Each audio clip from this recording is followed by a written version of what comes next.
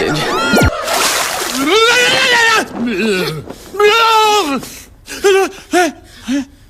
क्या हुआ? टंकी फूट गई? ये देखो ये। मैडम ये मैं इतनी देर से बहस सुन रहा था कि जो 70 साल में पिछली सरकारों ने बनाया था, जो बनाया था वो आप बेच रहे हैं। आप कांग्रेस के प्रवक्ता बन के बैठे हैं या एमआईएम के प्रवक्ता बन के बैठे हैं? मेरे पे भरोसा नहीं तो हमारा 5034 रुपए हमको दे दो और हमको छोड़ दो। कमाल की बात है साहब। मैं तो कुछ कहना चाह रहा था, आपको क्यों बुरा लग रहा है? नहीं, मैंने जानबूझ के बोला था। मैं देखना चाह रहा था कि यहाँ बीजेपी का प्रवक्ता कौन है। Music.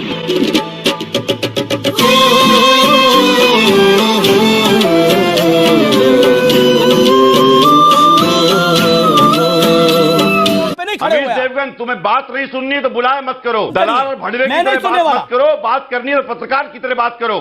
No my dear friend, मैं तुम्हें भड़वा कहता हूं, दलाल कहता हूं। और बताओ,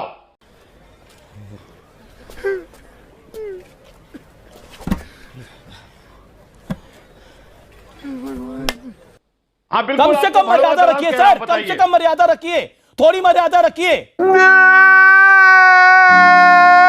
राजीव त्यागी, मैं आपको एक मौका देता हूं, अगर आप इन शब्दों पर खेद जताना चाहते हैं तो आपका स्वागत है। बिल्कुल खेद नहीं जताना चाहता, मैं अपनी बात पे कायम हूं।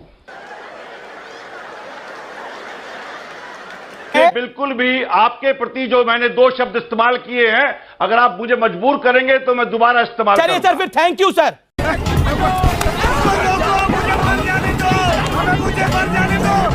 क्या है आपके पास खुशी का पैमाना क्या है? क्या मुझे अब देशभक्ति, खुशी सब आप लोगों से सीखना पड़ेगा? नहीं सर। आप बताइए, आप वजीर आजम से पूछिए कि उनकी बीवी उनके घर में क्यों नहीं रह रही है? उस औरत का हक का क्या होगा? अब आप देखिए, अब आपके चेहरे का रंग कितना बदल जाता है। क्या बात? पूछते क्यों नहीं आप? जो हो गया सो हो गया, कैसे भी करके इसको यहाँ से बाहर निकालो। रुको जरा, सब्र करो। बोला धक्का मुक्की नहीं करने का। नंदीग्राम पर मेरा सवाल है, क्योंकि यहाँ पर नंदीग्राम के लोग हैं, वो कह रहे हैं कि कोई विकास नहीं हुआ है।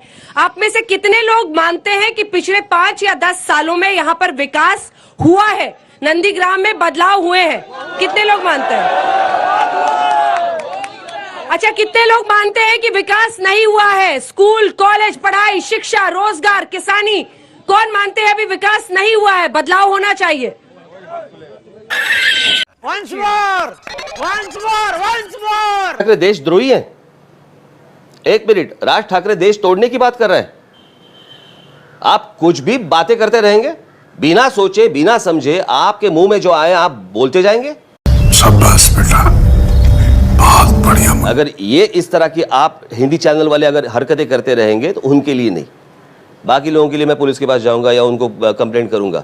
लेकिन ये जब तक सुधरेंगे नहीं, ये जब तक इसी तरह की हरकतें करते रहेंगे, मैं तो मानने के लिए तैयार नहीं। मैं बिल्कुल नहीं कि हमको राज ठाकरे ने धमकी दी है चैनल को, हमको प्रोटेक्शन दो। धमकी तो आपने दी थी। हाँ, धमकी तो दी है। क्यों देते हैं आप? बिल्कुल, इसकी गारंटी मैं नहीं दे सकता।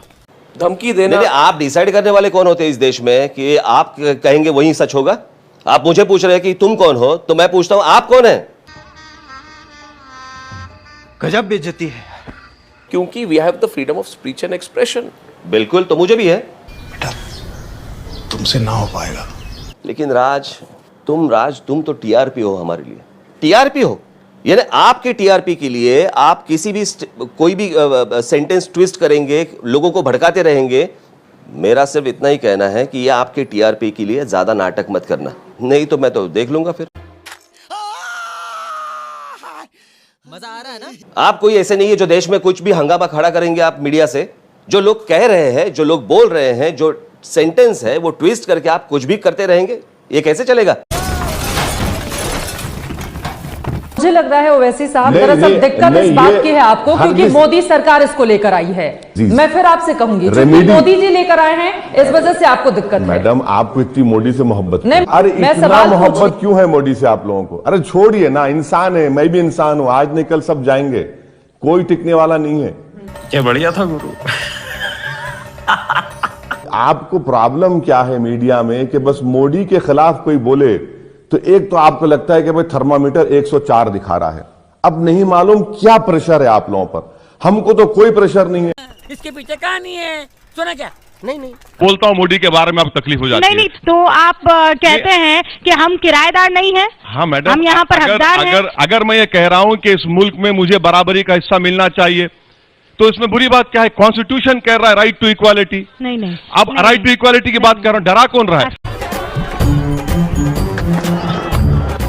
कि रूबी का लियाकत आपके रहमो करम पर हिंदुस्तान में, हिंदुस्तान की आपके रहमो करम पर है, आपके रहमो करम पर नौकरी कर रही है, उनमें कुछ काबिलियत नहीं है।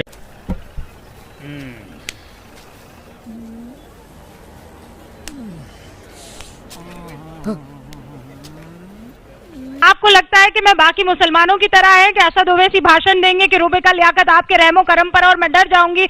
मैडम आप लेक्चर नहीं देंगे मुझे, क्यों? आप सवाल करेंगे। क्यों? आप या तो मोदी के प्रवक्ता बन जाइए। ये नहीं हो सकता। बोलिए आप। शायद नेक्स्ट टाइम आपको मिल जाए राज्यसभा का टिकट। पैसा ही पैसा होगा। तो ये क्या बात हुई? आप सुनने तैयार ही नहीं है, आप अपने आप बोले। अगर आप एक 25 सेकंड के लिए खामोश बैठेंगे तो मेरा जवाब सुनेंगे। पागल कर दिया है, पागल हो गया हूँ मैं। अरे तुम लोगों की वजह से एसिडिटी हो चुकी है, मुझे हार्ट अटैक आ जाएगा। तीनों कानून रद्द नहीं करेगी, क्या करेंगे फिर? आपकी बातचीत हो रही है सरकार से?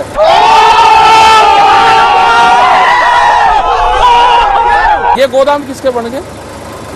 कौन से गोदाम? बड़े बड़े गोदाम हरियाणा में वहां पर बन रहे हैं।